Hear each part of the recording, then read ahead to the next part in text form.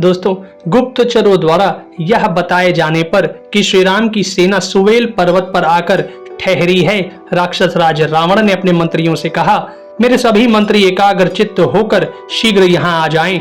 राक्षसों, यह हमारे लिए गुप्त मंत्रणा करने का अवसर आ गया है। रावण का आदेश सुनकर समस्त मंत्री शीघ्रता पूर्वक वहां आ गए। तब रावण ने उनके साथ बैठकर आवश्यक कर्तव्य पर विचार किया।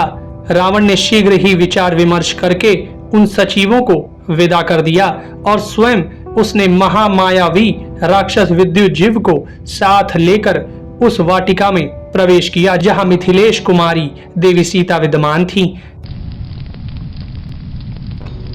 उस समय रावण ने माया जानने वाले विद्युजीव से कहा, हम दोनों माया द्वारा जनक नंदनी सीता को मोहित करेंगे। निशाचर, तुम श्री राम का माया निर्मित मस्तक लेकर एक महान धनुष बाण के साथ मेरे पास आओ। रावण की आज्ञा पाकर निशाचर विद्युजीव ने कहा, बहुत अच्छा। फिर उसने रावण को बड़ी कुशलता से प्रकट की हुई अपनी माया दिखाई। इससे राजा रावण उस पर बहुत प्रसन्न हुआ और उसे अपना आभूषण उतार कर दे दिया। फिर वह राक्षस राज सीता जी को देखने के लिए अशोक वाटिका में गया। राक्षसियों से घिरी देवी सीता के पास जाकर रावण ने बड़े हर्ष के साथ धृष्टता पूर्ण वचनों से कहा, भद्रे, मेरे बार बार सांत्वना देने और प्रार्थना करने पर भी तुम जिनका आश्रय लेकर मेरी बात नहीं मानती थी, वे तुम्हारे पति देव श्री राम समर भूमि में मारे गए। तुम्हारे दर्प को मैंने चूर्ण कर दिया। अब अपने ऊपर आए हुए इस संकट से ही विवश होकर तुम स्वयं मेरी भर्या बन जाओगी।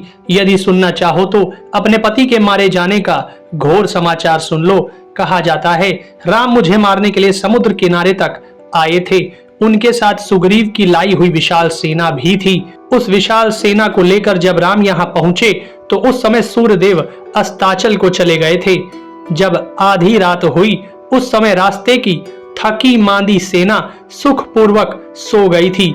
उस अवस्था में वहां पहुंचकर मेरे गुप्तचरों ने पहले तो उसका भली भांति निरीक्षण किया, फिर प्रहस्त के सेनापतित्व में वहां गई हुई मेरी सेना ने रात में जहां राम और लक्ष्मण थे उस वानर सेना को नष्ट कर दिया।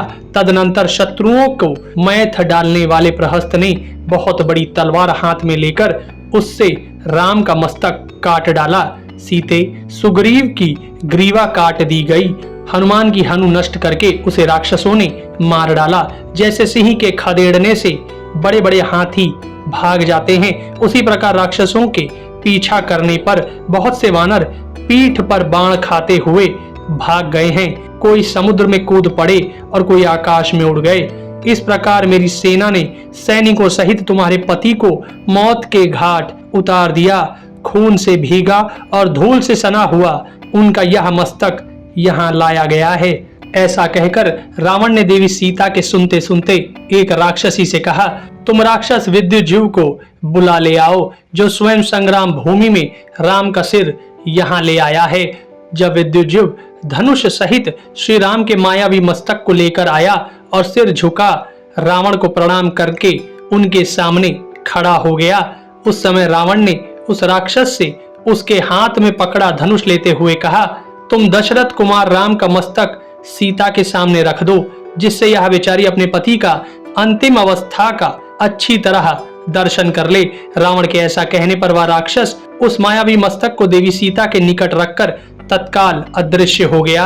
रावण ने उस विशाल धनुष को देवी सीता के सामने डालते हुए कहा, सीते, यही तुम्हारे राम का त्रिभुवन विख्यात धनुष है। रात के समय राम को मारकर प्रहस्त इस धनुष को यहाँ ले आया था।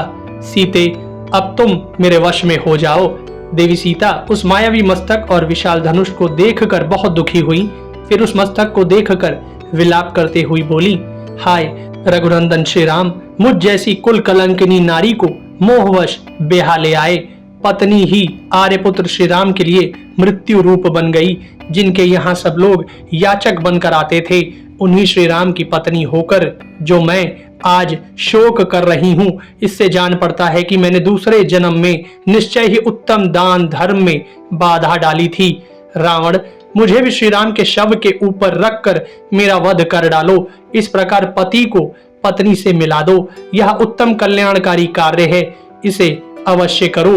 जब इस तरह देवी सीता विलाप कर रही थी, उसी समय वहां रावण की सेना का एक राक्षस हाथ जोड़े हुए रावण के पास आकर बोला, आर्यपुत्र की जय हो। सब मंत्रियों के साथ सेनापति प्रहस्त पधारे हैं।